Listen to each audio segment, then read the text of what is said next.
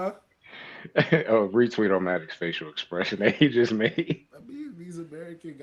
You said it, not me. I'm just a vessel. All I can be is a vessel.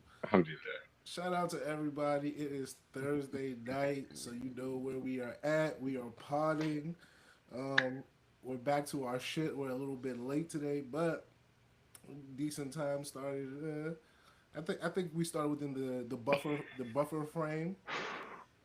So shout Yeah, out to chill us. 10-minute grace period. How's everybody doing tonight or this morning, depending on where you're at in the world? Some people might be could be across the pond, could Never be thought different about it that places. way. Yeah, Alhamdulillah. I said I never thought about it that way. that's right. Alhamdulillah. I'm doing well, bro.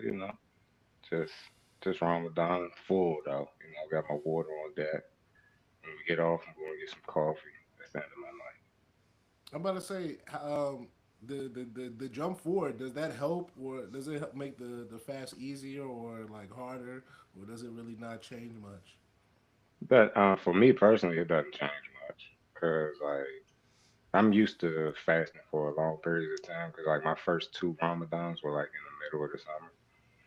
So like my very first Ramadan as a Muslim, because I fasted for a couple days in Ramadan the year before, I reverted to Islam just to get acquainted. But my very first year, I think, when I did Ramadan, I believe it was June to July. So fasting from about 5 to 8:45 at night. So yeah, that's a cool 15, 16. So yeah, I think 16 hours is the longest I've ever had to fast, or somewhere around that time frame. But no, the spring forward definitely crushes some people, but for me, it's just like, oh, it's whatever. Come home, take a shower, do what do, read, and then like what?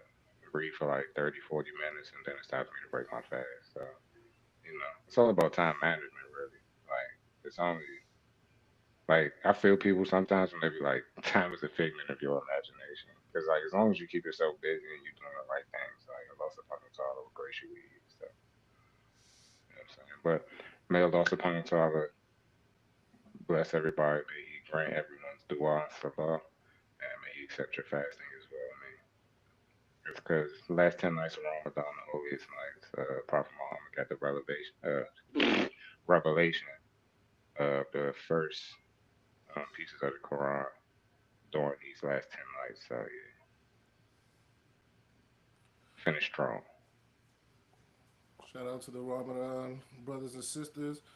Um, you know where we get here, we get down with the geopolitics. Omatic said tonight is not his night, so I'm gonna try to make this quick for him. Try to get him to some banter that he can enjoy.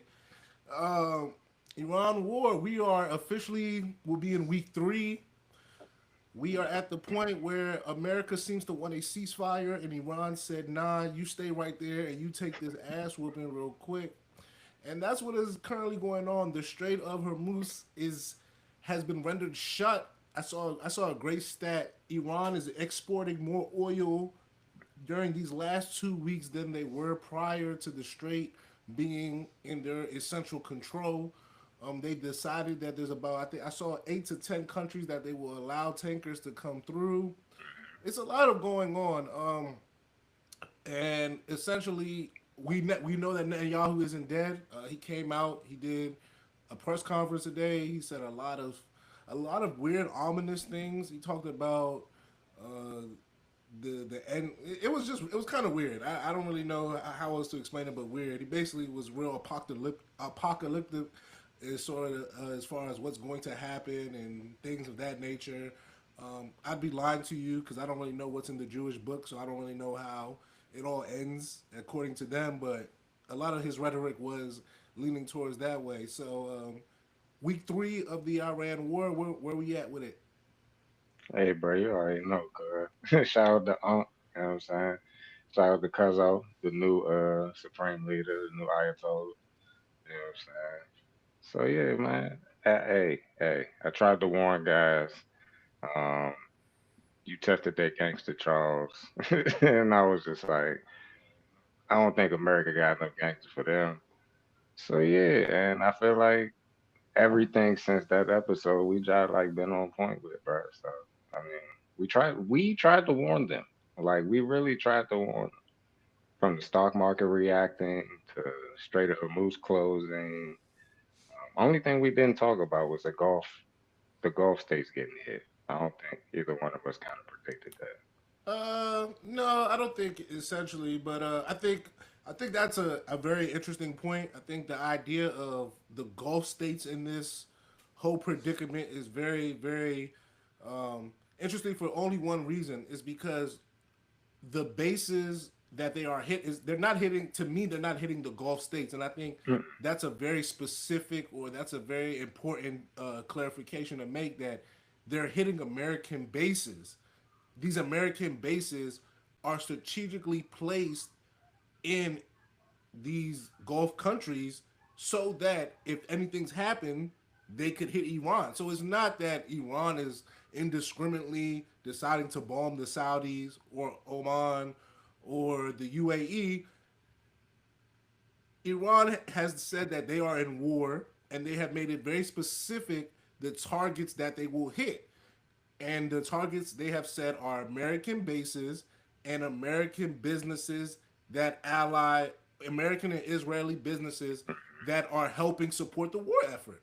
They have decided who, and they're not just indiscriminately just saying, oh, this is an American company, we're gonna hit you. No, they're saying, oh, if you build ammunitions, you're and you are in Bahrain, if you are in Qatar, if you are here, you are a legitimate target. To me, as someone who's not even like any war expert, that makes sense. mhm. If I park my car in your driveway and and I say, oh, I'm gonna start throwing stuff out of my car to hit your neighbor, and your neighbor decides to blow up my car. My neighbor, your neighbor didn't blow your house up. Your neighbor blew up my car. Was Facts. it was it on your house? Yes, this is a fact. But he didn't blow up your house. He blew up my property, and I think that's a very clear or a very important distinction to make. That Iran isn't just blowing up other people's houses; they are blowing up the United States property. Mhm. That property is on those people's houses, and those people now. I said this last week. The most important thing that has happened to me is that Iran has gotten those six Gulf states to reassess their relationship with the United States of America. And that is ultimately, to Mook's point, we haven't talked about it, but that's, I think, what is it? That is the conversation that what does an American base mean in your country? We've learned in the last 3 weeks nothing. An not American base, an not a thing. American base in your country will not protect your citizens. It won't even protect the Americans. How many they we have soldiers who fled these bases and were in hotels. Like And then this they is started targeting the hotels. and this is something we know. So once again, that makes sense to me because why do you have military personnel in Amongst civilian civilians. hotels? Facts. That's something that we have been long crying about or talking about as evil and all these other things. So for me, um, that's kind of where I'm at with the war. Netanyahu is alive. I think that was kind of the biggest thing because he has lost a lot of members. His military director of Mossad confirmed dead. His His brother. brother confirmed dead. Director of, I want to say, the Minister of Defense confirmed. So there's been at least five people who are higher ups within the Israeli who've been confirmed dead. Netanyahu is not. So we keep pushing as far as world leaders. Everybody still got their well, Iran got a new one, so everyone still got their world leaders as of today. Oh, and Eh, apparently the new Ayatollah, he was hurt in some sort of blast. I don't know Yeah. the extent of his injuries, but they did say he was hurt. He was affected. He was able to speak though, and today, so he did speak. It was just a audio clip for the people that were interested, and from what I've actually gathered and learned today, from like the 40, 50 minutes I've had to learn about him, besides the fact that we've never really seen him out, like there's like a couple pictures of him, never really heard him talk in front of people, but for anybody in the Western world questioning this man, don't do it. Religiously, he has achieved his education to be deemed an Ayatollah. He was actually a professor at the Shias religious school in Iran for 30 years before, and he fought on the front lines in the Iraq War because his father was president at the time. So when his father was president, he went to go fight on the front lines. So it's just like one, he's militarily educated and he's religiously educated. So I feel like the only thing you gotta do now is be politically educated. But the way he's able to network and get like the Iraqis, like ever since his father passed, like if you just pay attention to like all the different countries that have jumped on board with Iran, like militarily, like the Axis of Resilience, I believe is what they call it. Ain't that right, Charles? I don't know if they have a specific name, but it's him, Pakistan, Russia, a few other people, Iraq apparently. Yeah. Yeah. So yeah, but like the way he's able to get these other countries to like put aside their differences, even though like he got Sunnis and Shias like fighting together with him, like which is kind of crazy for some people in the world and the Muslim world as well, depending on your beliefs. So it's just like yeah, bro, like I honestly feel like the reason, and like if you know anything about the Iranian government, they don't do what's that shit called? What's it called when you they don't do nepotism. They don't pass titles down through nepotism. So the fact that he was even elected was kind of crazy, and it was actually voted upon. And his father was very adamant that he did not want him to take the position after he had passed. So it was kind of crazy that he got elected. But I also feel like he's the Ayatollah they need for this time period right now. I feels that. Moving, well, not moving on because this is part of it. False flags. It seems as though everybody is trying to get us prepared for some sort of incident that will be taking place. I don't know if you guys heard 4 drones were stolen from a U.S. military base. I don't really know how that's possible to go on a military base and steal 4 drones, but that was said to have happened. The FBI confirmed that as much, but I think the idea of a false flag. Do you think that the United States government believes that its citizens are that stupid that they could actually get away with a false flag? Because it seems as though everybody is anybody is talking about it, is telling people to prepare themselves, is pointing to it. So can you actually pull a false flag? Is everybody is literally talking about you pulling a false flag? Yeah, because I don't think a lot of Trump's base knows what's really going on. I agree, but I feel as though in popular kind of sentiment or in popular culture, this idea of a false flag is becoming something that people, the way we talk about conspiracy theories, is coming something that Hmm. people are associating with. So they are learning about it. 9/11, I think, is probably the one that people most is most prevalent to people when they hear it and they maybe connect it. But there's other actual documented false flag um, scenarios that have happened throughout the world that if you have the internet you can find out. So Right. I I just And think most that of them were carried out by who, Charles? by the Most of them. Israelis. There we go. The There we go. actual the one. I mean, if you're scared to say it, just say it. The one that was most.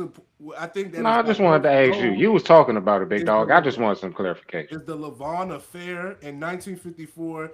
Israeli military intelligence recruited Egyptian Jews to plant small incendiary devices in cinemas, libraries, and American cultural centers in Cairo and Alexandria. Now, this plot was ultimately foiled, and the issue is that not that it was foiled, but that after it was foiled, there wasn't great publication of what actually happened. This was kind of put to the side and later learned throughout history. We learned throughout history these things. There was also one of these that happened in Mexico right around September 11th, where they had Israeli agents go into the Mexican consulate and almost try to have a massacre, but that was also foiled.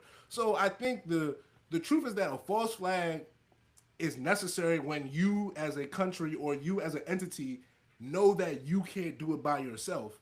Know that you need the power of others to ultimately get something done.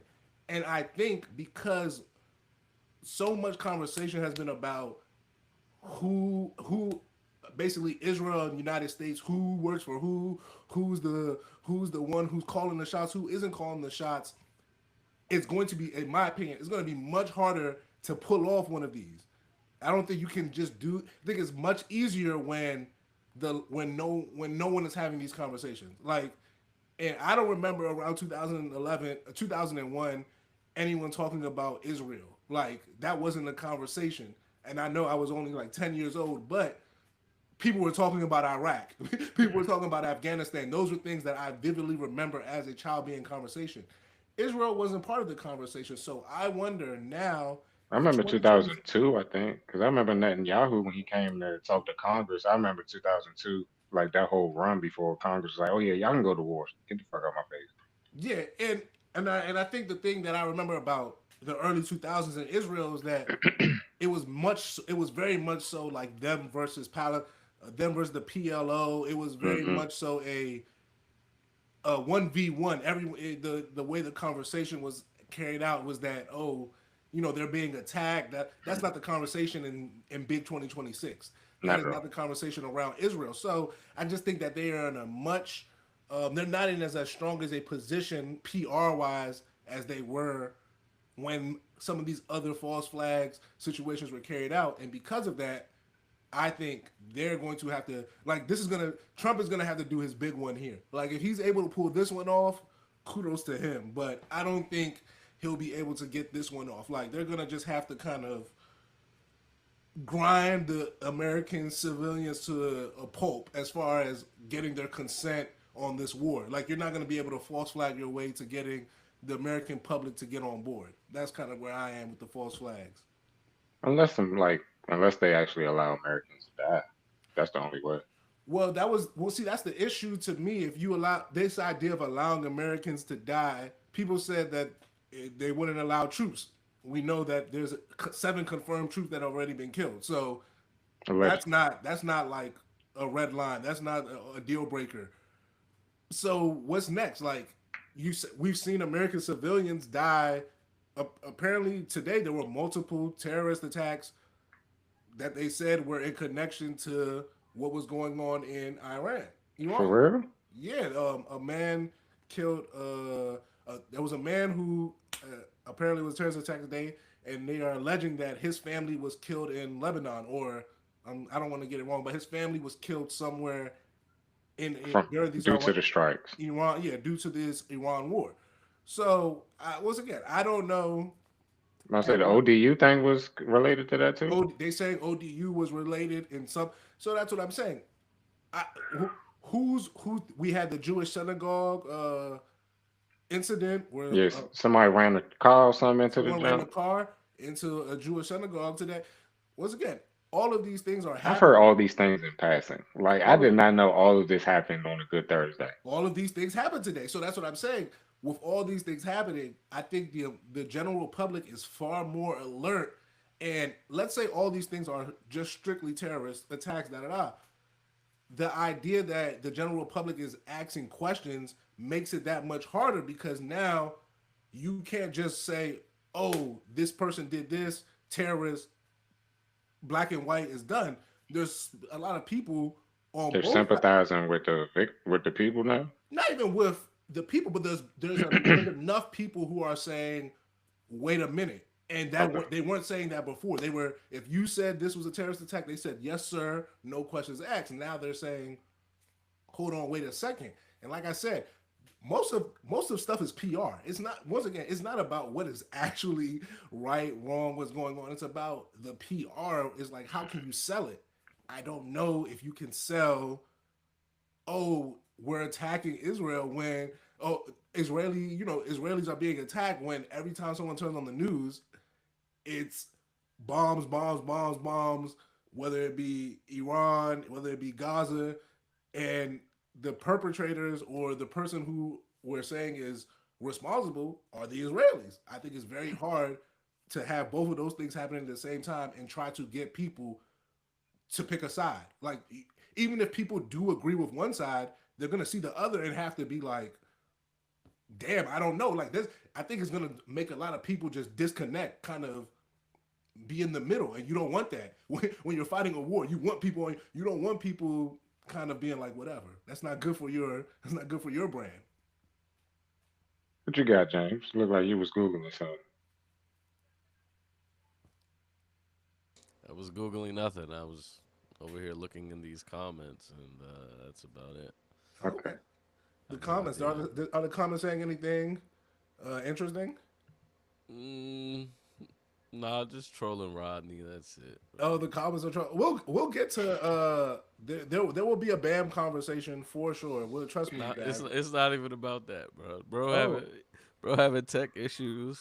You know, oh, other cats are not, but apparently he is. So they just trolling Rodney. That's all, bro. a most ingenuous catch a BAU. Oh yeah, that's what I was looking at when niggas saw my. I don't know who Buddy is, you know, but you Okay, know, cheers to him. He put a cheers, you know, emojis up there. I don't know what's okay, going on that's with what's bro. up. All right. I'm sorry, I got a little distracted for a second. But that's Shout where out to I'm the at in chat. false. Huh? Shout out to the chat. Shout out to the chat. False flags. Now, um, Epstein files. I Listen. did want to say to the false flags though, you know, again, you know, I'm not here for this, you know, all this banter, you know, blinders for sure. But I was very much so confused, you know, as brother Mook just said, he didn't know, you know, all the shit that happened today. I had no idea about this false flag stuff, so um, rather informative and eye opening stuff. It's kind of wild. Yeah, So but they I'm gonna say read that those. allegedly the target is California. How we got all this information, I don't know. Well, Yeah. the FBI put out a report, basically one of those high alerts. You know, they put those out different times of the year. When we had the things going on with the cartel, the Mexican border, the FBI put out high alerts, and they put out these alerts. You know, they say, and also it's Trump's fault. Trump said we he said that the America has eyes on sleeper cells, on Iranian sleeper cells in this country. He said that either today or yesterday. He said So yesterday. you say those things, and that's the thing about one thing I do appreciate about Trump is that he doesn't know how to shut his mouth. So even if he is lying, he's just always saying stuff. So when you say stuff, you allow for people to now interpret it however they choose. So when you say that we have sleeper cells in this country and we know where they're at and we're just waiting on them, everyone is like, oh, so you know that there's people who are going to harm Americans and you're just sitting on it. You're not doing, especially once again, you can't be saying that you're deporting all these immigrants and doing all this. You have killed multiple United States citizens and then turn around and say, We got 8 terrorist sleeper cells. and that we know about. You listen, and this is the problem. If it was any if Biden said this, it would be news. What, bro? It'd be on CNN. The bottom. It'd be on Fox News. Biden says, President says he knows Iranian sleeper cell in country. That's it would be. I would hear about it from day in and day out. But Niggas would still be laughing when he said it. for some reason Trump can just say all these things and nobody actually wants to, and that's the to me that is why Trump is living the best existence. Because I was talking to my cousin yesterday. I said, if an African country was at war with another country and the reports were that the president of that country had his son-in-law go try to negotiate a peace treaty, you guys would be talking about how these people are dumb. You'd be talking about how this corrupt. You be telling me all these different things about how this is a nation full of fools and idiots. But when it's the United States, Uneducated, but uncivilized. when it's the United States, everybody is just like, okay. Apparently, Kushner didn't realize that the amount of uranium that apparently Wyckoff didn't either. Neither one of them knew, bro. that Iran was saying that they needed to stockpile or were gonna keep. He thought they were lying and they were trying to game him. And apparently that wasn't even enough to actually build a nuclear reactor. Like apparently the 20% that they said they wanted to keep or whatever is not physically enough to actual build a nuclear reactor. But you know who doesn't know that? The real estate guy who's trying to build a new Gaza. That's not really his concern.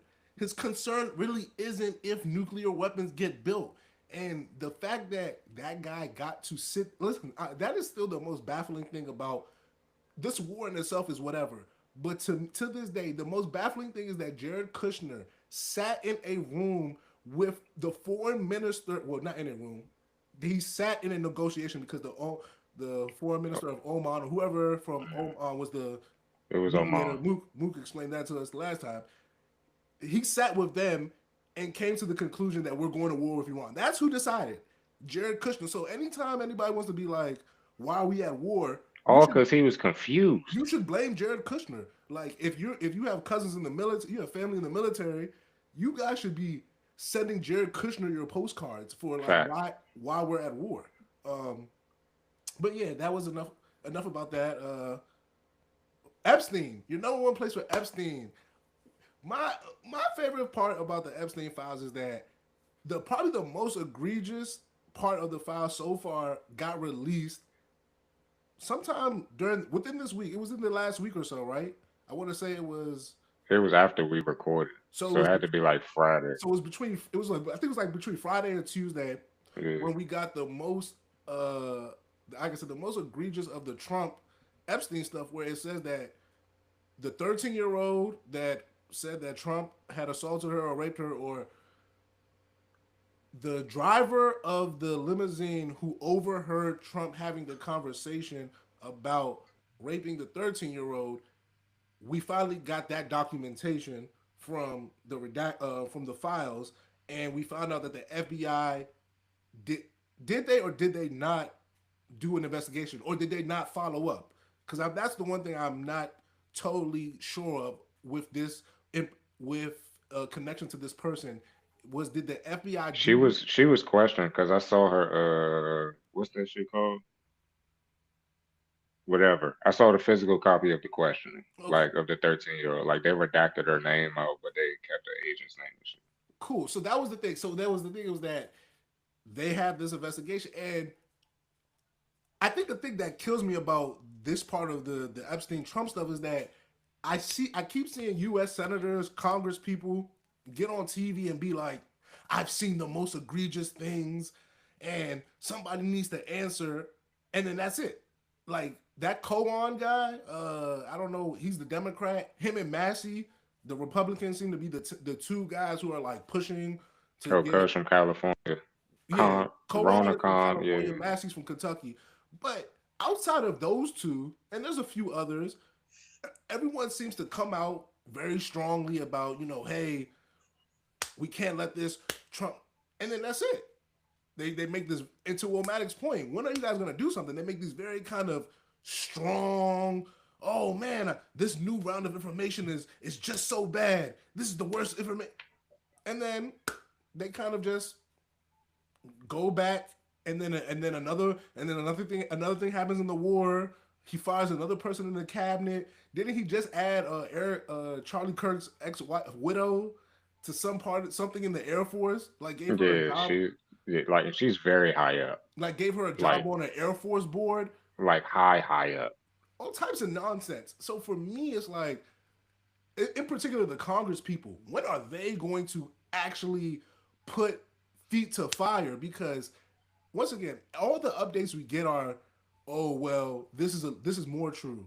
Oh, this redaction was to preserve this person's image. Like Lutnick, they said they redacted a photo of Lutnick because of nudity, and then when you see the actual photo, they're on the beach and everybody has on clothes.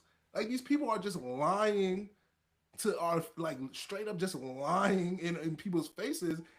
And I don't know at a certain point when people are gonna be like, nah, y'all can't, we got to do something about this. Because the Epstein stuff, I keep saying, raping children or assaulting children or whatever harm, that should be, everybody should be enough for everybody to be like, everybody knows how to catch a predator, right? I thought regardless of a political affiliation, race, everybody was like, yeah, that's that shit, that's that hot shit. We don't fuck with predators. It's fucking up. It's fucking up my money though, Charles. If we lock up that predator, my bank account gonna look totally different. Once again, I understand that for the people who are predators and whatnot, but that's what I'm saying. The general public, has said they don't like that type of stuff. So that's what I'm saying. I am asking the general How many? public. Okay, all right, time out. Not to cut you off.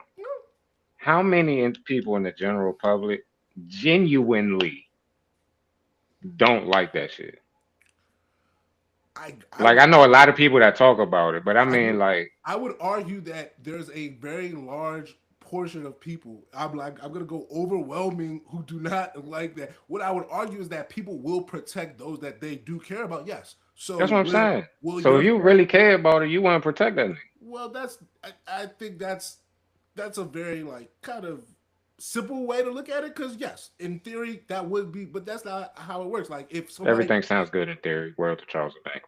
yeah, it sounds, to be honest, it does sound good in theory. Like I don't think anybody would support a pedophile here, but people say they won't do stuff, and then their brother does something. Now all of a sudden, things Morals are out the window. now those morals are out the window. So I agree with you that there's a lot of people who talk a good game, who talk, hey, I don't like this, and then they support that same thing. But once again, I would argue that most people do these things in self-preservation. Like they're not going to support a random person doing it. Will they support their people doing it?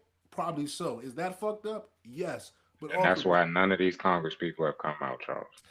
and honestly, I would agree. Like, yes, but that's the one thing about being like we hold people in. I'm not asking, like I said, I'm not asking me or you. I'm asking Congress people, people who have taken Yeah, oaths, people who have been voted in. Nobody here has been voted in and has been asked to protect people's right. That's not, and that's fundamentally, I think, when I say the general public, you, if everybody keeps saying voting is what, voting is the aspect or the part of society that we have control over, or the way we can voice our whatever, our political da da, then you have to put the people who you vote in to fire for the things they do, for or sure. then it doesn't matter. For sure. So But a that's lot of people think that voting is the end of the job and you just wait another 4 years until you can vote that person out. They don't well, know that like you can actually contact your representative. Well, if that's the case, we're all fucked, and the Epstein files are just what they are. So Yeah. That's why everyone, Aisha Brave Boy about to get put back in office. That's another episode. That's that's another episode. some What real what PG shit. what year? Because we're on years at this point. But like, what year are we of like the Epstein files? The Epstein files. You know, as you said that I said, are they gonna do something? You know what I'm saying? Like, how many years have we been dangling the carrot of like the Epstein At files? least Like, since 2020, Yeah, I'm yeah, gonna that's say, didn't he die in 2019 or something? not in 2019, but he was in jail by then. So the Yeah, Epstein files were a so thing before that. before that, But yeah. like probably like 2016, bro. We're yeah, going on like a but cool when he decade. died, but 2020 is when it was like, because Trump was, that was the election year, and it was kind of a, would that affect Trump? And it didn't. None of it actually came out. None of it. So then we did a whole Biden administration. We did 4 years, and nothing happened. Nothing happened. And now what happens? Trump comes back, and once again, I think the Democrats waited too late. They waited when it was too late to be like, ho, ho, ho. You remember that Epstein thing? Remember that dude who was president and he was accused of? They waited till like the 12th hour, the 11th hour to try to bring it up, and it really didn't resonate with people. But once he got in office, people were like, a bunch of people like And he ran on releasing that shit. that is, and a bunch of people, I think, also Americans think that they can just do things after the fact. So I think a lot of people were like, well, even if he is president, if it does come out, then he's gonna get in trouble. But that's not how this works. Like that's not how it works. So a lot of people have this, I think, a false idea that, oh, if it does come out, if it is, if it's actually true, something will happen to him. And as we can see, he's not gonna allow it to come out. So we don't. Once again, we don't know what is true or what's not. Like we're still at the point where we're trying to gather information or debate the redaction here, the redaction there, I'm about to say they fighting, just trying to get shit unredacted. and I think he knows what he's doing. That's to his benefit, because the more you muddy these things, the Facts. longer you keep these things going, the more to your point, Mook, there's people who are just they're just like whatever. I don't care. It's whatever. Yeah, it's It's like, not bro, not a like big deal to me. especially people that are just talking about it. Like that's why I asked the question because it's just like people that actually care. Then yes, like they're doing stuff. Like that's why so many Maryland representatives in Maryland are like out here, like like in trials and Congress hearings because it's just like, all right, bro, like we voted you in. Y'all said y'all was gonna do this. It's time for y'all to do this. Like Van Hollen and all that. Like Yeah. the fact that they actually out here, like that's all right to me. But everybody else is just like, fool, like the Republican states, like, bro, we need y'all to step up, champ. It's just like y'all need to contact y'all Shout representatives. out. Like y'all, Listen, I will say, oh yeah, Massey for has sure. been probably the most vocal of him, Cohen. I hope I'm not saying his name wrong, but him, Cohen, and like you said, there's a few other people, but those two in particular, Bro Connor, I believe his name is. Massey and Khan, have been the most kind of vocal and out there as far as, hey, this is wrong. We need a something needs to change. All that good stuff. But they're Um, also like two of the most like progressive on their sides of the aisle too, though. Like I'll give Massey that. Like he's a Republican, but I don't think he's as. I think he like one of them old school Republicans. He ain't like one of these new Trumpism Republicans. Like he with the good old boys, you know. that can have its own share of problems, but Oh yeah, we know where that goes, but that's a different topic. we, He's working with a brown guy. That's hey, we tried our best. we leave the Epstein class. Also, I love that they've dubbed the Iran U.S. war the Epstein class versus. It's a very funny kind of branding and marketing that I Oh, think I ultimately forgot. helps. 10 for a Kofi moment I forgot about before we move on. Howard Lutnick is the new Epstein. Move on. You know who I saw? They say was the new Epstein, Jared Kushner. I saw someone say that Jared Kushner is actually the new Epstein. I can see that, but the way they try and keep Lutnick out the way, That's a good. That's a I wonder. I wonder who for all these people. I wonder at what point or what affiliation becomes too much. Like, because obviously being connected to Epstein isn't a deal breaker. So I wonder he if made everybody rich, bro. That's all they care about. yeah, what's so funny about making everybody rich? His accountant just was in front of Congress. Was it yesterday? It was yesterday or today, Wednesday or Thursday, and he was explaining where he got all his money from. And I gotta go I don't top of think, yeah, I don't think many people have actually talked about that part. But the accountant was very clear about who helped Epstein get his money, and like I said, no main not no mainstream, but it doesn't seem to be a very big thing to the mainstream media to actually talk about the details of the case, at least the details that are public and are no like once again, if if Biden was part of the Epstein or whatever, and we just found out that Epstein's people, oh, that was the thing. We found out that from the accountant that Trump that they paid from Epstein's account that they paid one of Trump's victims hush money. The accountant has made that clear. Now he also said that Trump didn't know what was going on, but once again, that was free. If my people paid off one of your victims, if you paid off one of someone who's a victim of mine, Don't say it, Charles. We know what's understood. I, We know what's most understood. people might say that you were part of that, but hey, that's neither here nor there. So that is your, like I told you, your black people update on the Epstein story. I'm hoping for an actual smoking gun. Like this is gonna sound wrong, but where's the video? Everyone has. I've heard, like I said, a few Congress people say that they've seen the That's not video. funny, but it made me think of the Will tape. Like, where's the tape of him scoring the 100? My bad. Go ahead. My Yeah, bad.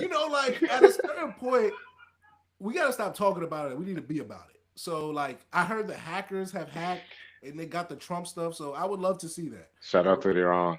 I would love to see the video so that we can really get this man out of here. So let's So, move what? Hold on. on. Never 10 for a Koofy. Well, What if they actually start dropping files? Like Iran. Like, what if they start? Because like they hacked them. So it's just like, bro, what if we start? What if, all right, bet we're gonna start dropping them in Arabic. Translate that. You know what I'm saying? Unredacted too. I would be interested. I would be definitely interested. Like I said, they hacked him, so I would like to see him. Like every time a hacker does something, they do something whack. Like they hack your Twitter and they tweet. Like, how about you hack something and like eliminate debt? How about you do something worthwhile? Like that's what I want to Facts. see. So all the TK, hackers, like unless you're gonna drop like the video so that he gets impeached, you can keep it. Keep it on the playground. Keep it cute. All right. Like I said, number one place for all Epstein information updates. and geopolitics. Yeah, geopolitics as a whole. You know, we like to banter. So, but today's episode, we're getting out of the politics quickly, and Thank we're going to talk God. about, to me, not the most important, but the most interesting story of the week, and it comes from the NBA. Bam Adebayo of the Miami Heat decided to score 83 points the other Excited. night against the Washington Wizards. That is, for you all who don't know, the second most points scored in an NBA game, the most if you asked for it to have been seen on video. And because of that, so much conversation has surrounded his accomplishment, whether it was ethical, whether it wasn't, this or that. And we have to discuss because I think it is an actual I think his comment whatever the conversation I think the conversation around what he did speaks to Adam Silver's NBA and everything that is wrong with it. Mm, Let me start with the positive. Scoring 83 points is an accomplishment. So shout out to Bam Adebayo. Want to make some noise for him because 83 points is 83 points. Like the idea that however you did it should be poo-pooed is crazy to me. Like I've watched a lot of basketball, in particular the NBA, in my life, and there's very few times that I have ever thought a cat was gonna be able to get close to 80, 83, whatever. So we were in a group chat. We were in a basketball group chat, and when he was at like 60, I was like, shit, go for 80. I think Omatic said the same thing. Omatic was like, I want to see him get 81. at the end of the third, y'all both said he need to go for 80. Well, yeah, I said he needed to go for 80. What did you say, Omatic? I said get 70, bro. Okay, Just he chill. said get 7. Just chill. But the point Just is chill. that we were rooting for the accomplishment. We were rooting for him to do, whatever. So I'm not going to lie to you. As that game was going on, I think he got up to maybe 62, 67. And when he got up to there, I was actually watching Celtics versus Spurs because to me, I would wanted to watch a good basketball game. Facts. While the performance that he was on was legendary, there was nothing about the game that was enticing me. I was literally looking at my phone. They were up by 20. They were up by 30. Like there was nothing that said go watch this game. But then he got to 77, I believe, or 74. I forget but he was in the 70s. And It I was said, all 8 right, I'm minutes gonna left in tune the in. fourth. I said I'm gonna decide to watch the game. So I go to the game with about, I would say, 2:46 left, and he had 77. I'm like, all right, let's see if he does this. That last 2 minutes and 46 was some of the worst basketball I have ever seen in my entire life. That shit was putrid. When I tell you when I was in high school, I ended up playing for Boys and Girls Club one year, and there was a game in which we played 4-on-5. That is how the end of the Heat Wizards look. Like New Carrollton versus I forget who we were playing, Boys and Girls Club 4-on-5. That is the type of basketball that I was looking at. Cats was running into each other, doing spin moves, throwing the ball up, going to the free throw line. Like this shit was ugly. It was very bad basketball. They were triple teaming a center, full court pressure where he doesn't have the ball, and then intentional fouling, intentionally missing free throw. Bro, it was bad. There was nothing good about that last 2 minutes and 46 seconds. And while those 2 minutes or 3 minutes shouldn't overtake a spectacular and amazing game that he had, I cannot for the life of me get that out of my head because I'm not one of those people who watched the first quarter when he scored 30 points, when he was dominating, when he was hitting all those threes. I was one of those people who came to see him break the record, And as I saw him break the record, that shit was nasty. Like there's no like to me there's no getting around that. So and everybody and I don't know if everybody, but I consider myself a Kobe stan. No denying it. But that has nothing to do with the last 2 minutes and 46 seconds I watched. That shit was egregious basketball. And the notion or the idea that you can't say, shout out to Bam for getting 83, and that last 2 minutes and 46 or however long was just putrid, I think is crazy. It has in the issue with Adam Silver's NBA. The reason why was because you had a tanking Wizards team. That's part of the reason. You had a Miami Heat team that, to be fair, in the Eastern Conference, like, you don't have to worry about much because you can get in the play-in. So, like, 6 through 10, it's like, hey, just kind of find a way in. This Miami Heat team has gone to the NBA Finals from the play-in. That all plays a part in this. Like, bro, the NBA is a mid product. I know people are like, oh, this is the best the players have ever looked, and I don't deny that. But from a actual product, I'm talking about 30 NBA teams, games every night. This shit is mid. Like, I've been saying this for almost a decade now, and niggas be like, oh, I'm hating. I'm like, bro, the NBA has times and spurts where, yes, it is high quality basketball. But for the most part, this should be mid.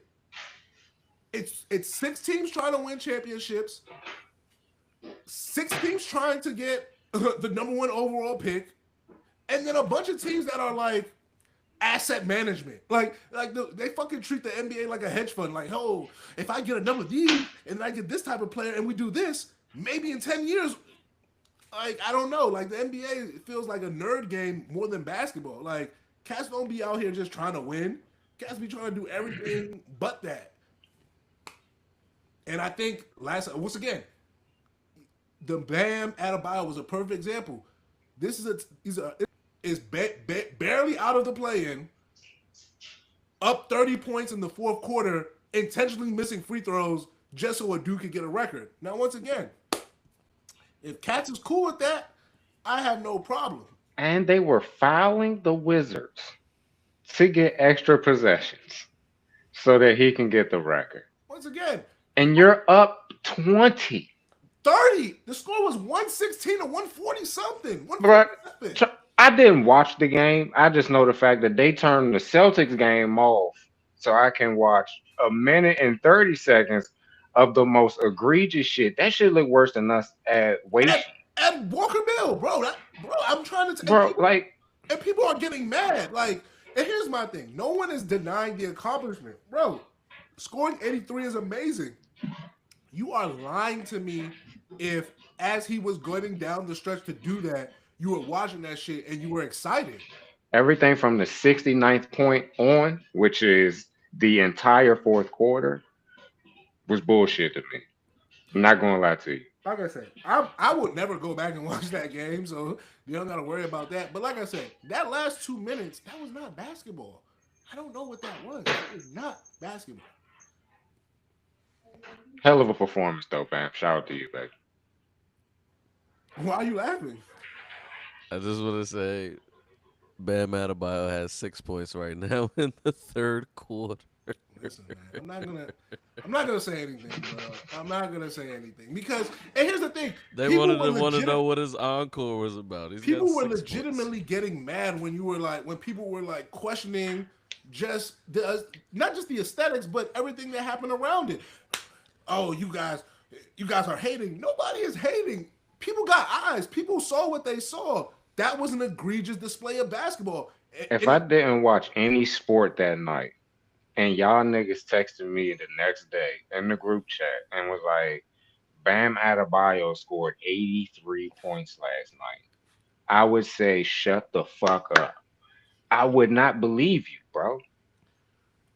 And once again, I'm not even mad at the fact that it happened because, bro, people get hot. I think I saw Mo Williams score 62 points before. For sure. Like, Cats have had games where they go nuts. When Book scored 70, I just had to remember that wasn't a losing effort. Bro, like, nobody has a problem with trying to go for it, trying to get up buckets, trying to get up shots.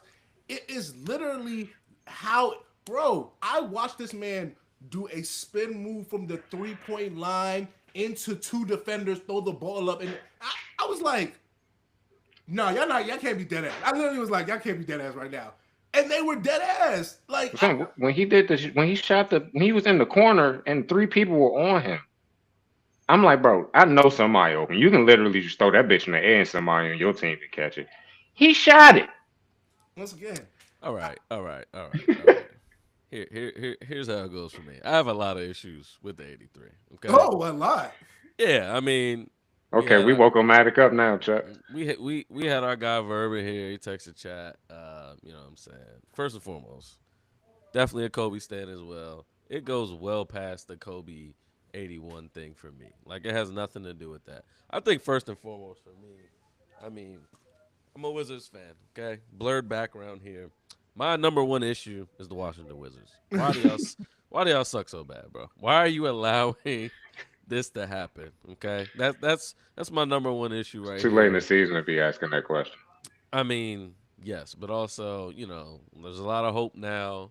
You're getting these 30-year-old cats in here, get this first round pick or whatever. Trey 30 already? I mean, shit. He's been in the league damn near, I think 10 years or something of that nature. So, I mean, if he's not 30, he's right there. You know what I'm saying? So It's loaded.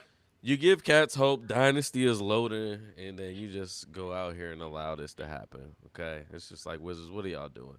My second issue is the Miami Heat.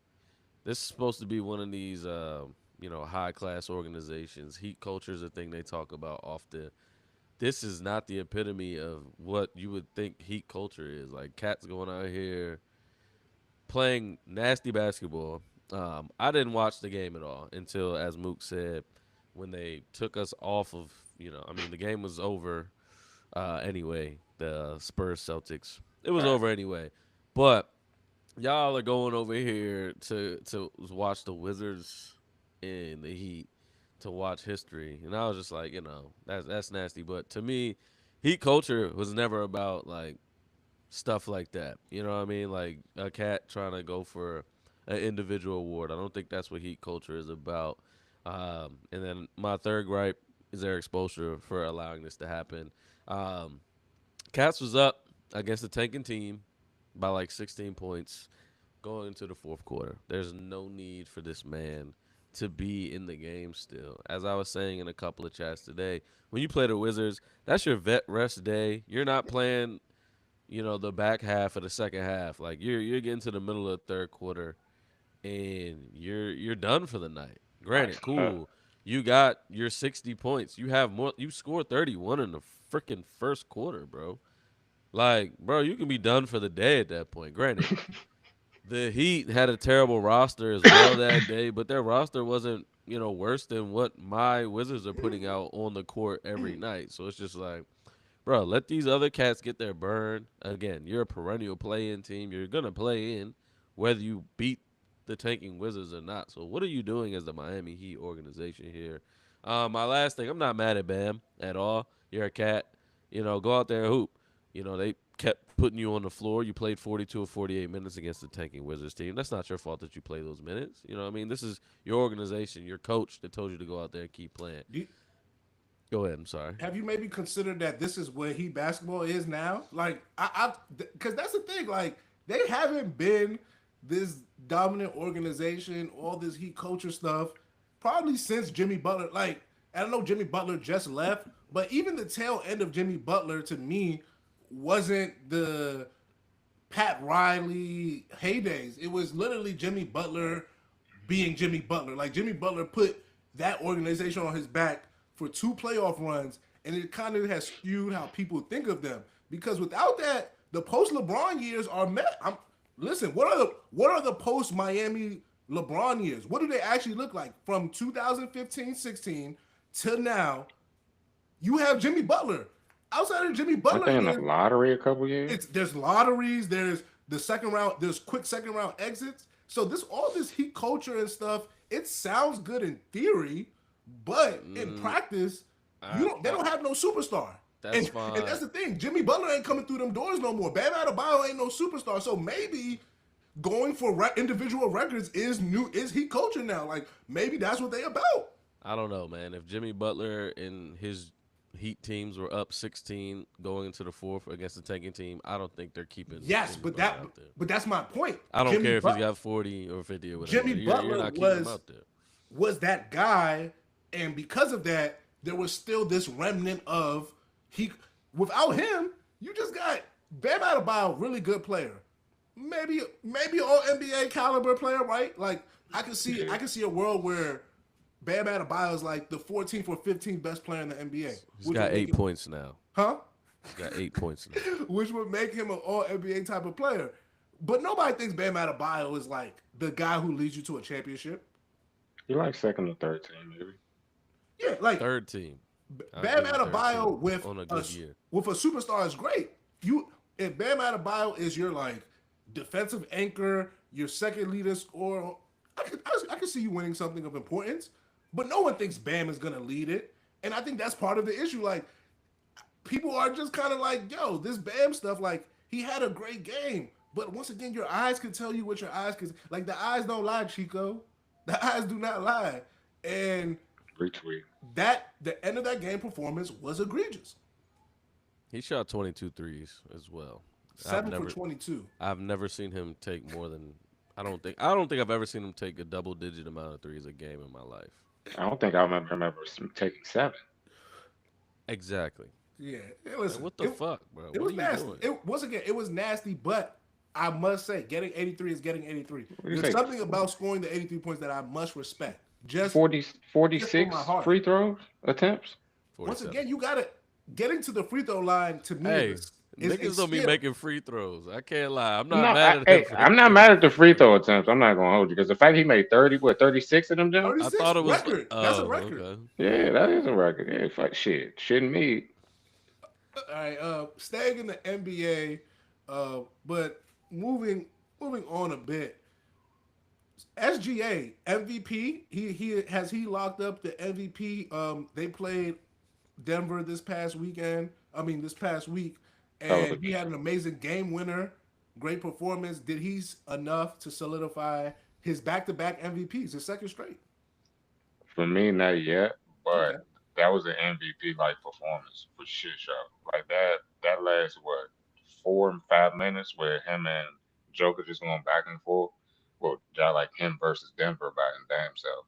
It was phenomenal, bro. Like I honestly think that might have been one of SGA's best performances. Like I think I've probably seen. He probably had better, but like me actually watching the whole game and then watching, he just was like, y'all niggas are not beating me, bro. Like and going out there and proving it, like y'all get the fuck out the way. Like I got this. Like yeah, that's the type of. I think that's the shade that other talking heads be. Oh, here we go. The other talking head. The other talking heads be talking about. So it's just like they be wanting to see the dog or animal in some people. Like I guess that's just like what I wanted to see from Shay because he's such a cool nigga, which I also love.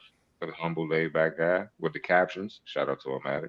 But yeah, bro, like on the court, seeing that nigga do that, like actually like get intense, like how AE be getting when he be going up. I'm like, yeah, I fucks with that right there. But if he give me like one more of those, that's my MVP. Cause Cade, I don't know what he's doing, but that shit is Man, I was gonna say, it was because we did the whole thing about the 66 games, whatever, and I honestly thought that would ultimately push Cade. Not that Cade was gonna be having so much of a better season, but that he was gonna be having a close enough season, and then we're gonna get got the into games. Technicalities of it. yeah, all. the technicalities and shit. But man, SGA's I thought I saw something where it said he had 3 straight games hitting a 3-pointer, a step back 3-pointer to give his team the lead or win the game.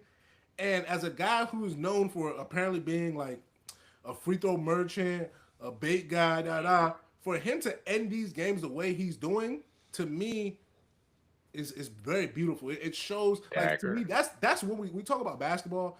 That's the type of shit you want to see. You want to see a cat with the ball in his hands at the end of the game, not just dancing, but like like you said, Mook, saying it's me versus y'all and doing it because it's not always about scoring too. Like SGA had a game where he had a career high 15 assists during this run. He had 15 assists, zero turn. I was gonna add that zero turnovers during this run. And to me, he's not 9 getting rebounds as well. he's not getting enough of respect kind of in this like how great he is. Like I feel as though as there's different times when cats are playing basketball and they're at this level and everybody's like, yo, they're great. Like '09 LeBron. No one there was no everyone was like, yo, that guy, there was no questions, da da da. Shit, Kawhi this shit, nigga. Kawhi's coming next. 2016 Steph Curry. Like cats who at certain points you just like, yo, this game of basketball, they understand it. SGA 2026 SGA might be one of those cats where like Yeah, he got that shit. he just understands basketball. He has broken whatever the thing is that makes basketball players do what they do, and so special. So I don't people always talk about like NBA discourse. The issue is that they don't just talk about bro, everything should be about SGA and how amazing he is. That should be the discourse. Nothing you don't need fake storylines when you got bro, he passed Wilt for the most 20-point games, 127. And that shit's still going.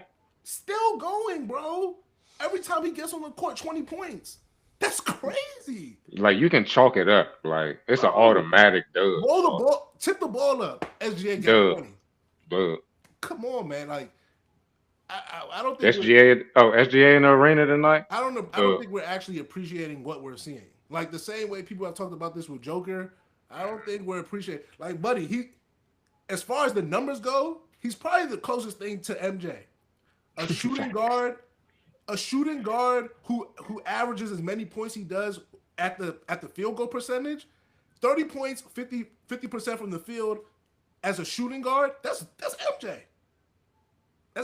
And Steph, but Steph was a different because Steph shot all these threes. I'm talking about the way he plays the game.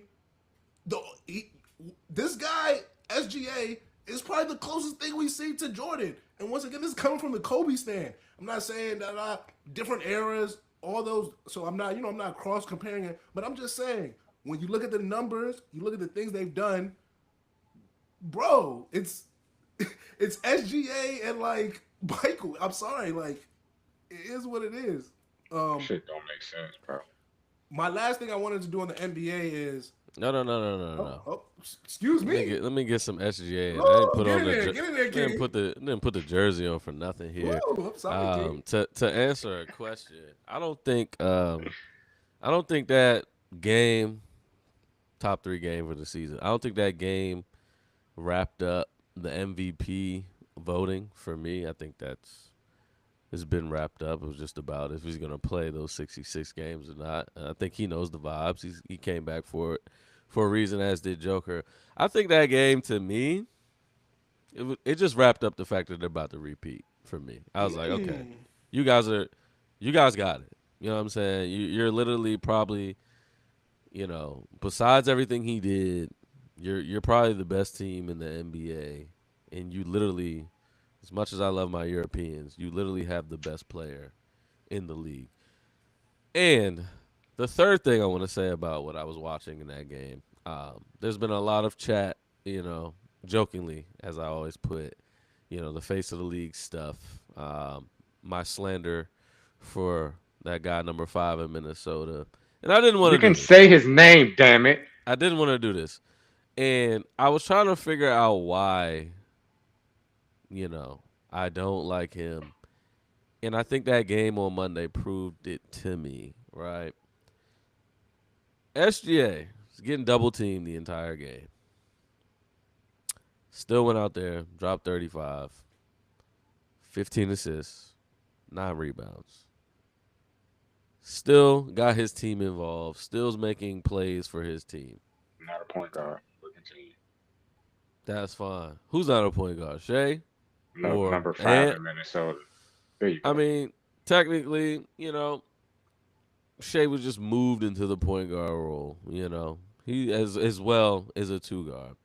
And even if, number 2, or excuse me, number 5 is not a point guard, I feel like in today's NBA, all of our superstars kind of do more Multi-dimensional. do more than one thing, right? And I'm not mad. I'm not mad at Anthony Edwards. And I don't want to make this about Anthony Edwards because this is about Shea That's what I right thought. now. I thought we were talking about Shaq. But That's I what I was thinking thought. about this as well. I was just like, yo, Ant just doesn't do it all for me. Like he's just a scorer. And I'm not mad at his skills about scoring the basketball. He's a great scorer. Plays But when I was defense. watching, yeah, and he brings some intensity. He's a great leader as well. But when I was watching that game, like I was just thinking about how niggas always saying I'm hating on Ant, and I was just literally like, this is why I don't like, not like. This is why I can't champion Ant You know, because I saw you're not someone, doing this, I bro. saw someone say Ant is a bad defender, and I was like, wow, I never thought about it because it's one of those things where he actually might be a bad defender, but because he's 6'5" and he plays on the wing, it's hard. You're not gonna notice it the same way if he was a 6-foot dude who chucks up a lot of threes. So because of the way Anthony Edwards plays, he gets away with, maybe he's not a bad defender, but he's a very lackadaisical. He doesn't really do much competing on that end. Very And optional. and the older he gets, I think the more prevalent it's going to become, and it's going to be something that is going to become an eyesore. Because when you're younger, you're athletic, you're doing all these things. People, it's not really like key focus, especially when you're winning too, because they have, like I said, they have overachieved.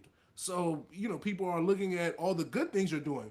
But now when people start being But I real think that's why critical, the bad defender tweet came out though, because I think that's why the bad defender tweet came out though, because when he chooses not to defend, they I'm, play very bad, I'm and about to then say, it looks very, a lot it of looks times his very game, egregious. My yeah, thing about Steph is that Steph, because of, I would argue, his physical stature, has defensive liabilities and that are just hard for. It's very hard for Steph to guard 6'8" wings, six wings. That's Yeah. just, he's 6'3". He probably weighs 30 pounds less than a lot of these guys. Wingspan, like, it's just a harder, honestly, and that's you know, 30 pounds of muscle, it's nigga. a That ain't harder physical task. That's not Ant Edwards' issue. It is truly a, you don't effort. like Luca. Over the last 6 games, Luca has been moving his feet, and he's a much better defender because physically Luca's 6. He's a big guy, so when you don't move your feet, it looks really bad. Luca and Ant Edwards got a lot of, like, Ant Edwards and Luca are a lot more like than cats want to admit, and I'm not just talking about the off the court stuff, like on the court as well. Funny as But shit, Charles. that was going to get to my last point because I was going to try to sprinkle about the NBA. I was going to try to sprinkle that in, because SGA to me best player in basketball right now, MVP hits to lose. But the West has, I would argue, the next guy. So Ant, Joker, Luca, Luca, SGA. SGA is out of this, and Ant Edwards, Luca, Nikola, and Wemby. Those 4. I'm Okay. sorry.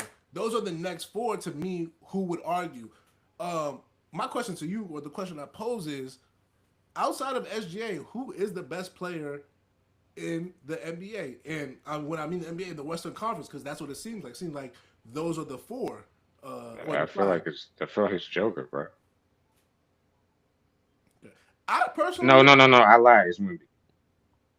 well, to me, it's between Wemby and Luca, personally. Now, the reason why I think Are we Luca, going with feelings on this, or we going logic? no, I'm gonna tell you why I believe it's Luca from a logistical standpoint. Okay. Luca, leading scorer, he's gonna probably lead the NBA in scoring. This is gonna be, I think, his first or second NBA scoring title. In an NBA where offense is the name of the game and what matters the most, Luca, of these guys that I'm thinking of, maybe Wemby, but of the 4 we've named, Luca to me is the strongest offensive threat. And because of Yeah. that, He's the I- most I- natural scorer for sure. and because of that, I put that in high regard, and that would supersede things to me.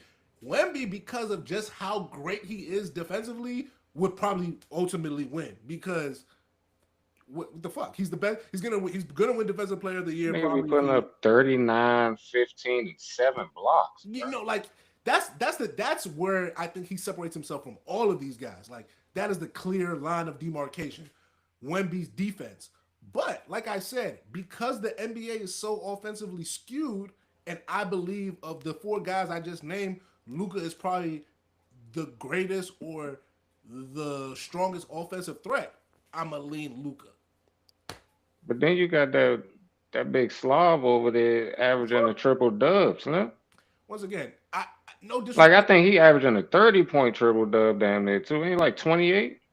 He might be. He's up there in points, but it's not a 30 point. It's definitely Serb. high, but He's it's a not. Serb, not the Slav. My bad. My thing is, I feel you, Cats. but a lot of, to me, Nikola is like he's getting to the thing where it's like a Russell Westbrook, James Harden, where he's kind of the Okay, we're gonna it's fatigue type. you know, like he's the epicenter of an offense. So like, yeah, the numbers to me not inflated, but they're just gonna look like that because he has the ball in his hand all, and like that's all. Like that's just what it is. Like Who Luka has the ball in don't? his hand all the hell? What? What are you saying? once again, I don't deny that, but I still think. So as what an we saying? As What an are you offensive saying? threat, Luka is. I'm more prone to Luka. I've seen Luka score. I believe Luka as an offensive threat. Yes, You yes, said I'm who's the still best believing or who's the better offensive threat? What is the Yeah, I'm question? about to say, what are we saying? Like, Are who's you the better talking- offensive Are you threat? talking about a Who's the- playmaker? I'm talking about. No, I'm talking about like You Charles just Jordan. said No, who's the hold on, second Matt. best player No, in the no, he's like- in the NBA. But Or this are is you based. asking who's the best offensive threat? But this is What based I'm on saying- Charles's argument. I'm giving him that. Yeah, I My got that. investment I was got that. because I believe Luka is a greater offensive threat. That was my. Once again, if you don't believe Because it, the that's fine. NBA is so offensively And forward. that was my whole. I got you. If you don't believe that, that's fine. I'm not here to make you believe that argument. But you lost me with your argument when you said that Joker has the ball all the time, but Luka has the ball. No, all I the get time. it. Once again, most people, it's not a one has it more or less, but it's just that No, I'm here. for me, Joker is a fucking 7 foot. Like once again, it's an anomaly. It's like LeBron having the ball all the time. Yeah, LeBron has the ball all the time, but it is an outlier of the like what LeBron does having the ball. I got you. It is Because Joker at the top of the key ain't Sabonis at the top of the key. It's not. I got you. Just the way the function of basketball, this I got 7 you. foot dude, like it changes things. So once again, you don't have to agree, but for me, the 3-point guy, the guy who, in my opinion, even though he doesn't really score at the rim as well as he probably should, I think Luka still does it pretty decently. Like he's not like a top 10 at the rim. Like Kyrie, Steph, they finish at the rim. Like that's what they do. Luka can get there. I don't think it's his best skill. Luka could shoot the 3. Luka could get all types of mid-range. He can get to a spot in the He mid can get range to- too. Joker just scores. I don't know. I can't tell you how Joker scores. He just scores. I look up, he got 25. And that's So- why he's better. And honest, once again, I'm not mad at that. I'm not mad. Like what? But to me, that's Did we no, just agree? no. I don't think we did. No. Just No, I'm talking about me and no, you. maybe. My thing is Me and Shaq. Omatic. Shaq Yeah. would just score. Shaq would just get buckets. Like Yeah, No. fact. but I No, but I wouldn't. No. Shaq What was do you- getting his buckets in the paint. Exactly. He was just scoring. You just score. See? In the paint.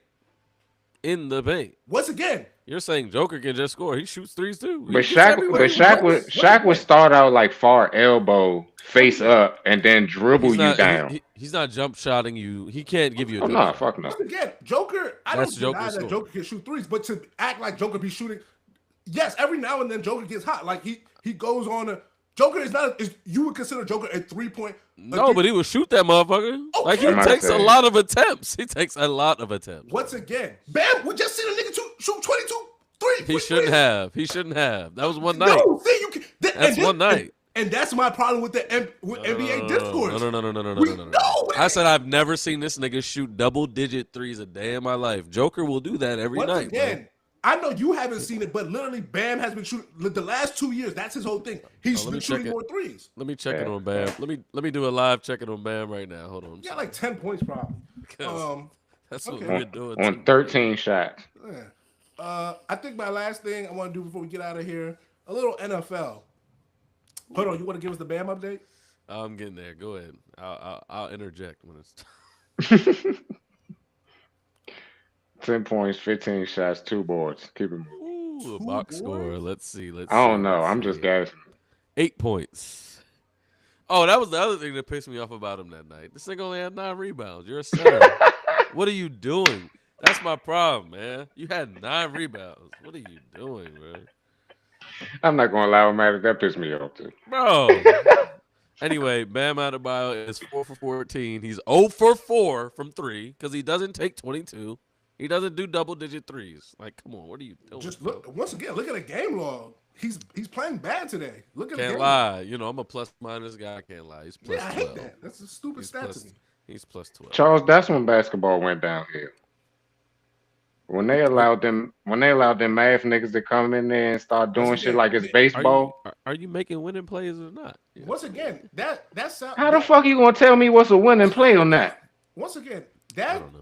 those kind of arbitrary things, and I call it arbitrary because they don't align up to everybody. Not everybody is. Once I take Jason Tatum or Jalen Brown out of a lineup and I put somebody else in, the plus unless I do one thing I do appreciate is those five player samples, like those five lineup samples, because that to Hmm. me makes sense. What do our numbers look like with these people on the court? I That to like me that. is a fair assessment. A plus minus doesn't get to the point of if I'm on the court with people who are lesser than or people whose skill set or if I'm in during a blowout or like Bam's plus minus probably last night was amazing because he stayed in the whole fucking game. Like that doesn't tell the true accurate tale of what actually happened. I think his So for plus minus me, was like a. I think I was watching the pod today. I think somebody said it was like plus 20. I think it was absurd, like plus 43 or some wild shit. yeah, I It was personally bullshit, is what it I, was. I personally don't have much for that. Um, where was I at? Oh, NFL. NFL. Free agency. I was here last week. I said NFL free agency off season is kind of meh. But we had something interesting happen. We had a trade rescinded. Max Crosby. Oh, before we leave the NFL, Magic City. Uh, did we never got to that. But that shit gay though. I want Luke Cornett to hope I hope Luke Cornett is proud of himself. I hope he has no scout. I hope he has no skeletons in his closet. I just want Luke Cornett to know that you started all of this, and I hope you. I just hope you're proud of yourself. I really hope Luke Cornett is proud of himself. But then again, I'm not going to sit here and act like his reasoning wasn't a bad What was his reasoning? one. That they're not here to be objectifying women or to put on objectifying women. My whole thing was that this is just merch and chicken wing night at the Atlanta Stadium. Once again, how is it if once again if the notion is that strip clubs are objectifying to women, that's fine. I have no problem. Say that, but that's not what the Atlanta Hawks were doing with Magic City night. At all. So to me, that is a false equivalency. Once again, do if you think strip clubs objectify women, that is fine. I don't even care to argue with you about that. I'm not even. Whatever, it doesn't matter to me. That is not And I don't what even frequent strip clubs. that is not what was going on at this Magic City night. So to try to make that connection is hogwash to me. So that's why I'm a troll. As soon as you want to do that, like, oh, you guys are the same people who have owners that sell drones to foreign military. So you guys must support the killing of civilians. Not just any foreign military. One with sanctions on it that our country is not allowed to sell any type of stuff to. Once again, that be my issue with places like the NBA. Private organization, they can do whatever they want, however they want. I don't give a rat's ass. But don't try to come moralize certain things to me and then tell me, oh, this is how it should work. Who are you? Who the NBA is not my moral compass. I don't take moral stances from the NBA. So once again, if you want to do we don't objectify women, listen. When the Christian people come to the NBA game and are like the cheerleaders skirts and shit is too low. I hope you guys put them in. I hope you guys listen to everything they're saying because you guys are here to protect and not objectify women, correct? So when somebody else is like, "Yeah, I don't like these," I don't want to hear nobody complaining about nothing. I don't want it. I want you guys to all be like, Next "Hey, time I go to the Wizards game, I'm gonna yell them girls need to cover up. I think you should like because are we protecting women or not? Like, where are we objectifying women or not? Like, we Right should on. They respect. were the girls weren't even going to be there, so That was the point. Well, I'm you really missed that, but that was confused. the point we were making. Yeah, Sorry, that's the point we was making. my bad. No, And no, bro, no. Yeah, and then like even like it was Magic City night, but the merch didn't even have the logo of Magic City on it. It just had the same lighting and neon outlining as the Magic City shit, bro. really I bammed really on want I want the hoodie. maybe a small business. I don't know if it's a black business because I mean they were about to have their own chefs in that You joint, talking like about Magic cooking and City? all. They bammed on them, bro. Oh yeah, Like they was about to have Magic all City their is a stuff black in Magic there. City is a black owned business. So they were about to have that in the joke, you know what I'm saying? Like then that's networking and all that just taken away, bro. It's kind of wild. I mean them canceling it ain't fuck up the Monday night at Magic. I'm pretty sure it didn't, right? It probably made more people be like, all Well, right, it's it's actually cool. this Monday. It's not. It ain't past yet. It's about to come up. It's this Monday coming up. Yeah, the Bam got 16th. 12-6. In case you guys were wondering, 12-6 on what? 15 shot attempts. 6 for 17 17. 0 for over 5 from five, 3. over 5 from 3. He's terrible. How many free throws? 0 for 1.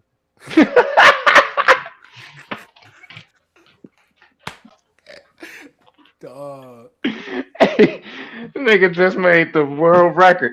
It can't hit one tonight. So get the fuck out my face. Bam shot 10. Just so we're here. Bam shot 10 3-pointers the game before the Wizards game. All right, good for him. Got 10. Like I really want to know what his average like field goal, like 3-point field goal Son, attempt. 5. No, he takes 9.6 a game That's Get the crazy. fuck out of And here. how many is he making? at 25%. Oh, see? Like I guess 7 for 22 is like that's in his It's in his that's in his ballpark. That's what I'm saying. It's on average, ain't it? Damn, that boy consistent. Sometimes cats get hot. They just start shooting. But NFL, so we can get up out of here. We like I said, NFL free agency to me, off season be kind of mid. Omatic did his thing about the combine where He fucks with it. he fucks with it. And I'm a I feel fan. him. I feel him. It's cool. But I think we did have something interesting. Max Crosby, trade rescinded. You normally don't see that. He was traded to the Ravens last week in principle. This week, they decided as free agency started, nah, we don't want you no more, my boy. We found a better deal. Apparently, they said that it wasn't because they found a better deal, but that his physical was bad, and they were actually said they were trying to pair him with Trey Hendrickson. Is it Hendrickson or Henderson? Hendricks. Drix. Hendrickson. And ultimately that didn't come through. But to you, I'm curious. Do you guys think? Well, who do you think Baltimore was wrong in this situation? Mm, no, because if he has a pre-arthritic knee and he's healing up from it, and then you can, because he played on that jump. Like he played all year on that jump until they sat him.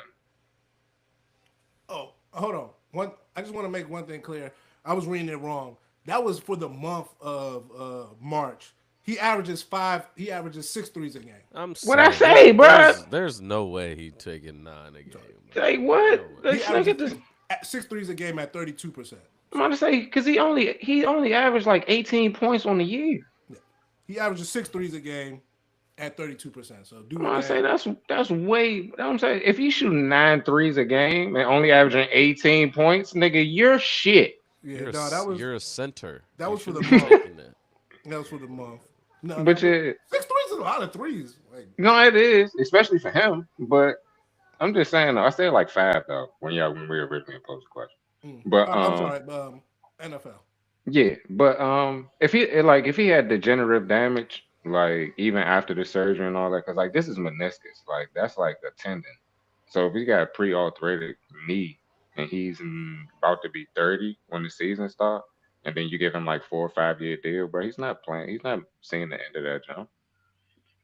So it's like I kind of feel the Ravens on the low. Like if we talking about business wise, I definitely feel the Ravens. But do I feel like in the moment I felt like they was banning, especially with them signing Trey like 12 hours later.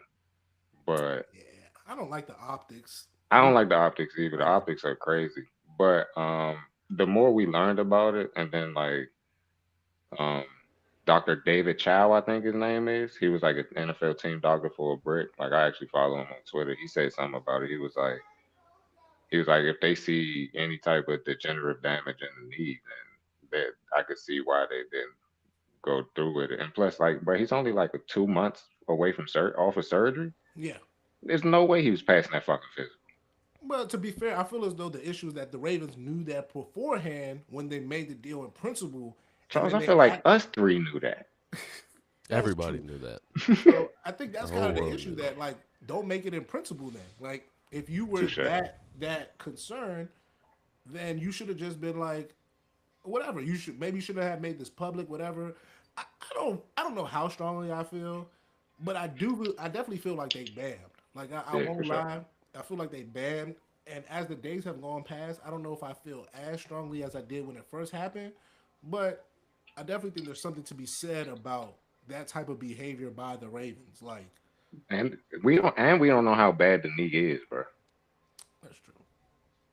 To be fair, like you said, he just had the surgery not too long. So once again, we're still very much so in the rehab stage. Like to be fair, we seen a guy from not the same injury, from Achilles injury in a different sport, come back in record time.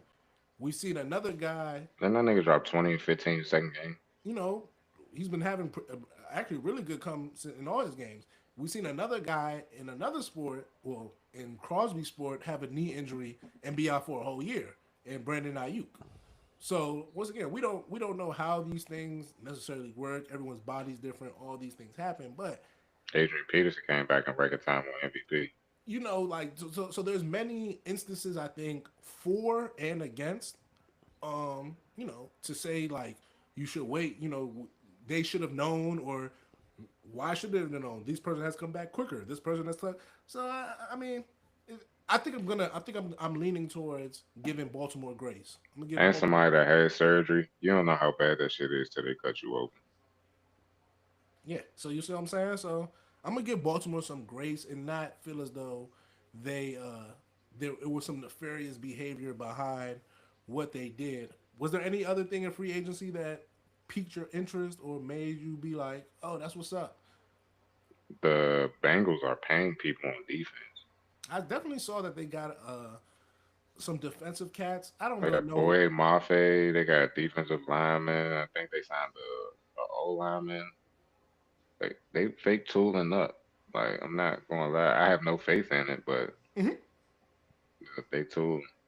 Yeah, I'm very interested in I, what a team like that does because everyone knows how good the offense is.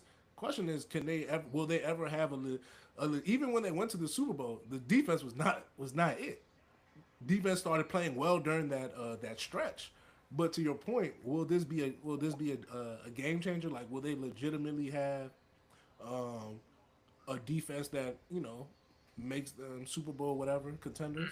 I don't know. and Kyler, right before we came on, Kyler, Kyler, because like, all right, breaking news. I've yeah, never been a big KOC guy.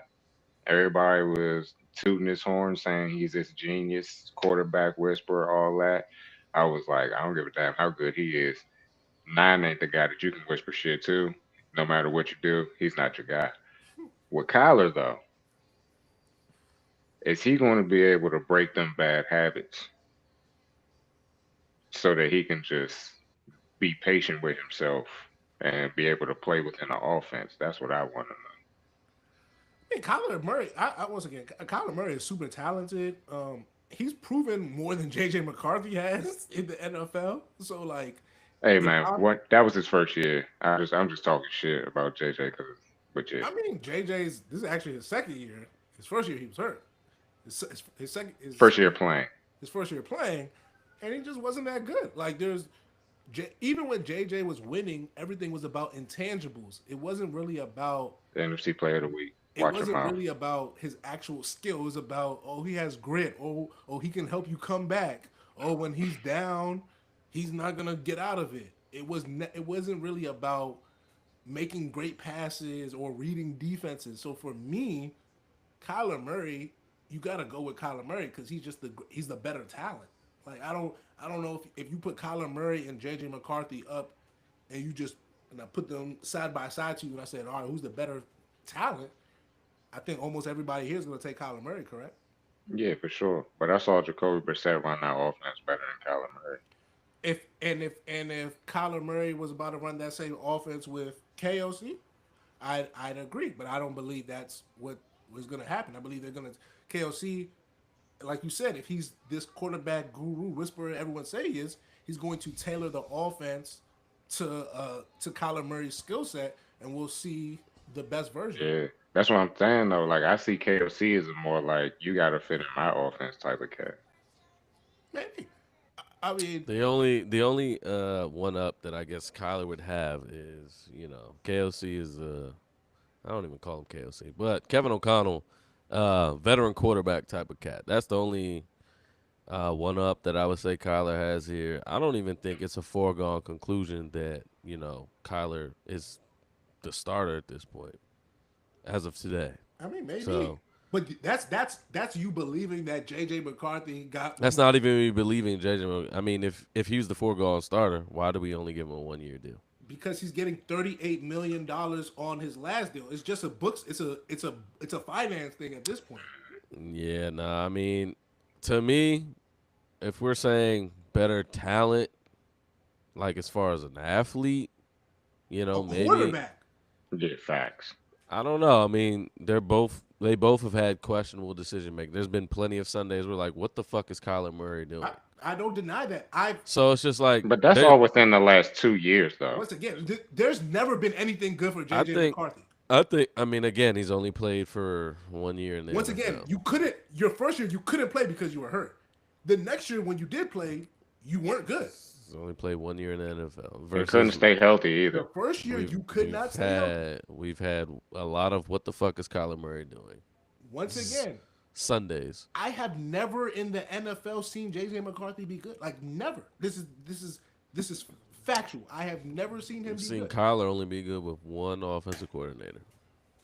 So what did you say that was key here?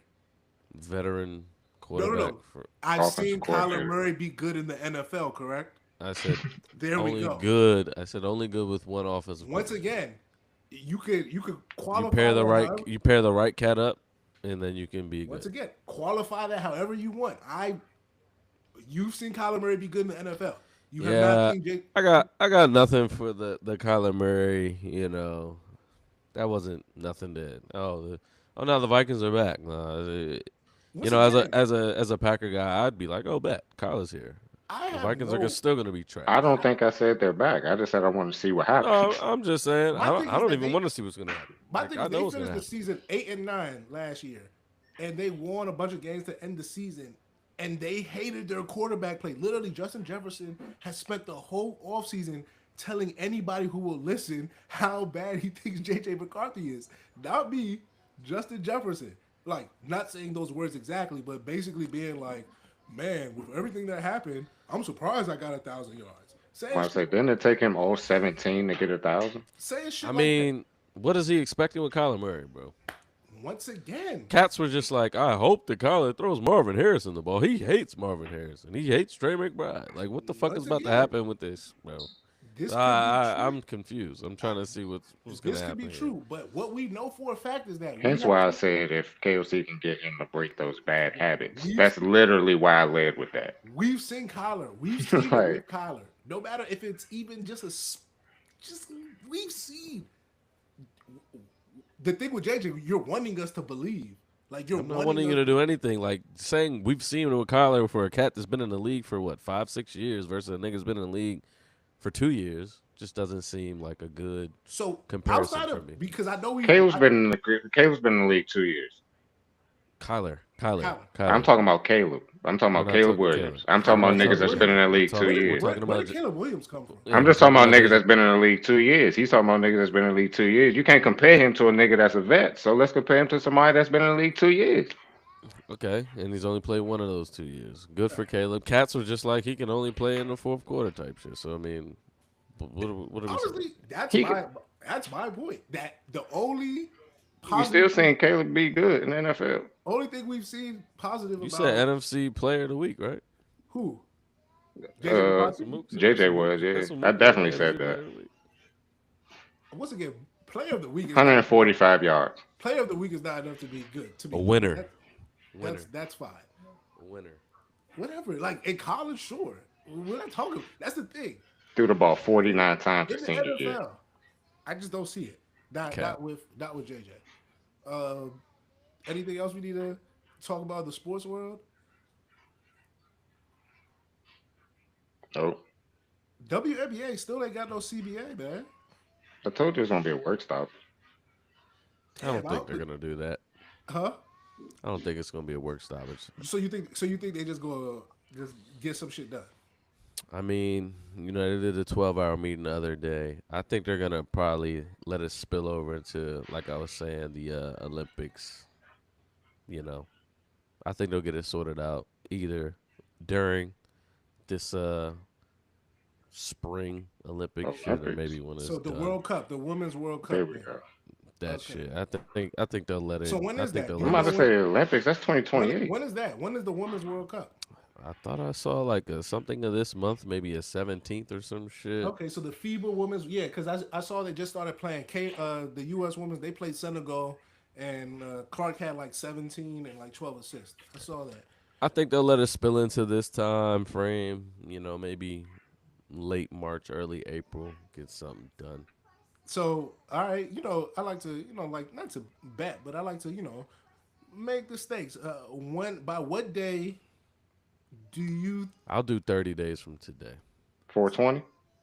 So I basically, said, April 12th, 30 April days 11th. from today. So It's by the April 12th. 11th, It's the 12th. Let's say April 12th. April 12th. So by April 12th, the WNBA, we would know what's going on with the WNBA. I think they'll get it done before then, but I'll just give myself some grace and say April 12th. Work So stop. by April 12th, you believe we There's would supposed have, to be stoppage now. huh? You keep saying work stoppage. There's supposed to be stoppage now. They were trying to get it done by yesterday. Yeah, I know by the Yeah. 10th. That's why I'm. In theory, they kind of are in a work stoppage because there's no CBA signed. Listen, as I was saying, they had other priorities, man. Unrivaled was doing good for them. Their numbers just came out. It was really good. As you said, this is FIBA shit. Let's get through that as well. There's a lot of girls overseas and shit still. Like, let's just, let's just drag our feet. Once everything is done, like the girls that aren't doing all these other opportunities, they're gonna be like, all right, it's time to ride. You know what I mean? Like, cats are supposed to be in camp early April, so I think they'll get it done before they. Like, it's not hurting anybody right now, as far as like being in the facilities and all of that nature. I think it'll be like, Do any of them have contracts? I thought that we talked about that. Ain't none, but none of them are signed to a team, right? I wouldn't say none, but there's a lot of people that are not signed. A boatload of free agents. Basically, a like lot. That's what I'm saying. if you're not like on a rookie contract type situation, But they did this on purpose. I'm aware. I remember. So they was just like, yo, this is the year that it's about to. And kick you don't in. think people that did something on purpose wouldn't be ready for a work stoppage? basically them aligning those contracts the way they did it, you don't think they're ready, to Mook's point, to not work because they don't Yeah, I have think they're- contracts for this exact reason. I think Many they're of them, gonna. not all of them, but many of them. I don't think they want the work stoppage. I think they'll have to fold Once it. again, You know what I mean? You know what? I might get in trouble. I think a lot of them do. I think there's a What are they gonna do if it's a work stoppage? If they're That's- if they're The ready NBA, for the a work WNBA stoppage. is not the only fucking league. Well, that's the issue. I It's think the only league during that time frame of the summer. Here's- So what are they gonna do? here's my hot take. I think Okay. a lot of them What have are they gonna do? don't live in reality. That's the truth. I think a lot of them don't live in reality, No, that's a fact. and the notion that hey, we're popular, da da da. That's all that matters to some of them. There, this idea of like give and take because once again the NBA CBA isn't beneficial to the players in like a crazy way. It's just the fact that they've been doing this for so long that they have basically garnered A lot of enough to control. get a 50-50 split. This is after almost the last CBA was in what 2007, 11 or 16. I don't remember the last NBA CBA, but the NBA Ain't they started done in like every 8 to 10 years? yeah, so like if the NBA started in like 1960 something, we talking about 60 years of labor negotiations until you get to almost 50-50. But free agency wasn't until what, 80 something? Nah, whoever Oscar Robertson, Oscar 70s. Robertson, so like 70s. 70s, whatever. But my point is that if it took that league almost 60 years to get a 50-50, and it's not even 50, I think it's a little bit under that, a league that is much younger is dealing with a lot more extra issues, sexism, da da, this and that. If you think you're just gonna do a we're here, everybody should get on board, I'm I got a lot of news for you. It's not gonna happen like that. It's not gonna happen like that. And if their CBA or if their or the WNBA Players Association is hell bent on like we're only getting this and we're not doing this, it would I don't think the NBA I don't think like there's enough owners in the NBA who own WNBA teams care. Mm.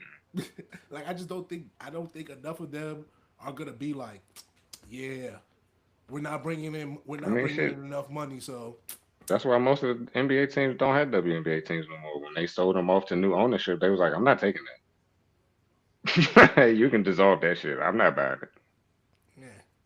Listen, I don't know, but we I think next week if they don't next week I think we start our sports conversation with the WNBA if there hasn't been any agreement yet, because I think that to me is shaping up to be the most interesting conversation in the sports world going into the no why not. I don't think it'll be next week. Like I said, I think it'll be late March, bro.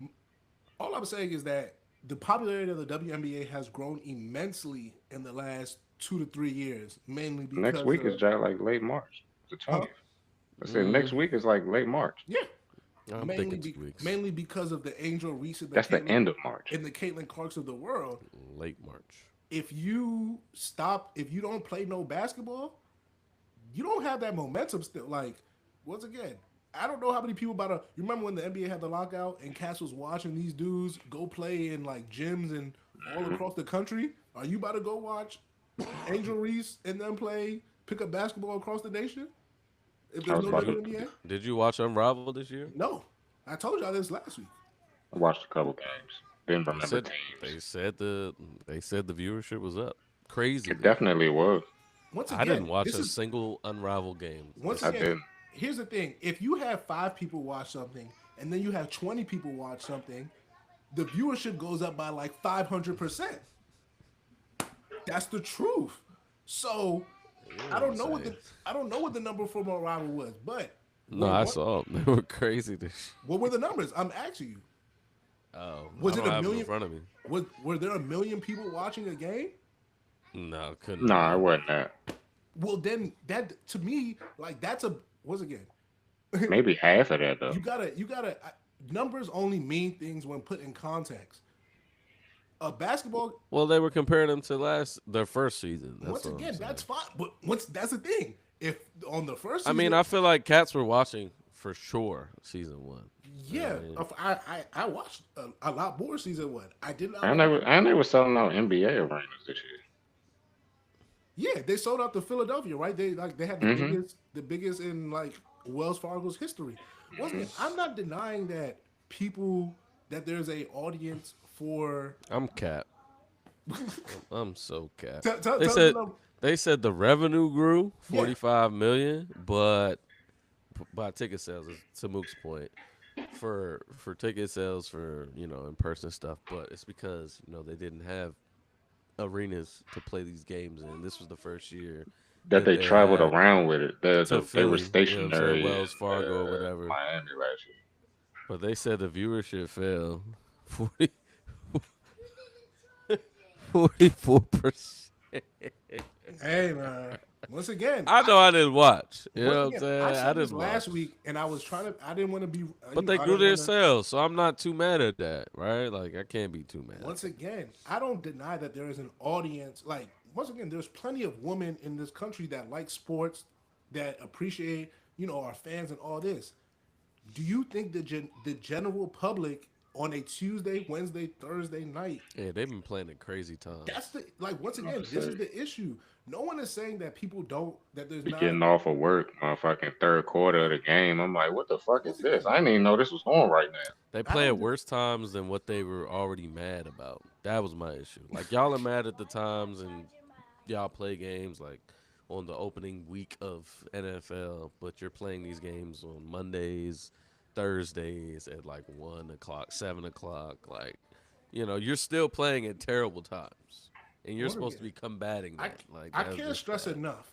It is Kansas versus BYU on right now. I'm not watching y'all. Like I'm saying, man. I just Like Shay versus Joker, but you want me to watch? Come on, we I, can't do I that. can't stress enough I could that tune in for 5 minutes, but I'm not giving you the whole show. Like You it's know, in fact, crazy. I'm gonna put y'all on my phone, but I'm I'm gonna not watch doing that on that. my TV. I'm not listen. doing that. I can't stress enough that you can't like. I just I don't know. Like I'm just so Charles, And stop, stop, I love stop. them. I We love need them. to wrap this up before we start getting sexist. no. No, it's not about getting sex. It's just that I cannot wrap my head around the idea that people don't understand how just the world works. If the general public isn't really feeling like their stuff, you have a niche audience. Like that's just the truth of it. So if you have a niche audience, you have to do different things. For example, Comparing the WNBA to the lacrosse professional league is crazy. who what? No, What? because you said niche audience, and I just thought about it. I'm like, nobody watches pro lacrosse, so People barely watch the MLS, here but we go.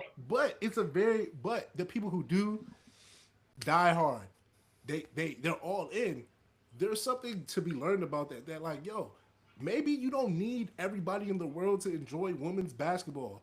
Maybe you just need the people who enjoy it to really enjoy it, to really be there for you and for your game.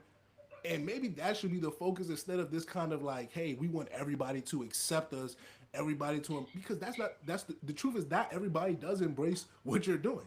They don't.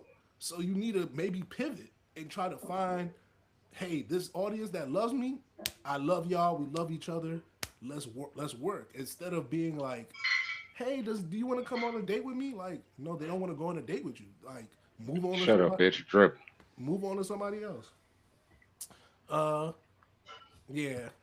I The love B how you brought word. all that together. Strippers, Magic City, WNBA. It's a beautiful thing. Good night, you guys. Good night. Yeah, I gonna say bye to the people. Oh, Oh, I have a didn't good know. night. Salam I alaikum. didn't know that's how you was abruptly ending things. Yeah, Yeah, yeah, for sure. we Like here. and Oh, subscribe. hold on. Sorry. Like and subscribe. Sorry. One last thing. One last thing. Okay. Quickly. I'm sorry. Bam Adebayo has 20 points, 7 rebounds, 2 assists, Nice. He had 20. He finished with 20. 6 for 20 field goal attempts, 0 for 5 from three, 8 from 11 from the free throw line. So yeah, That's the bam I know. That's the bam I know. That's the Bam I know is crazy. That's the bam I know. And that is officially how we will end tonight. Good night, you.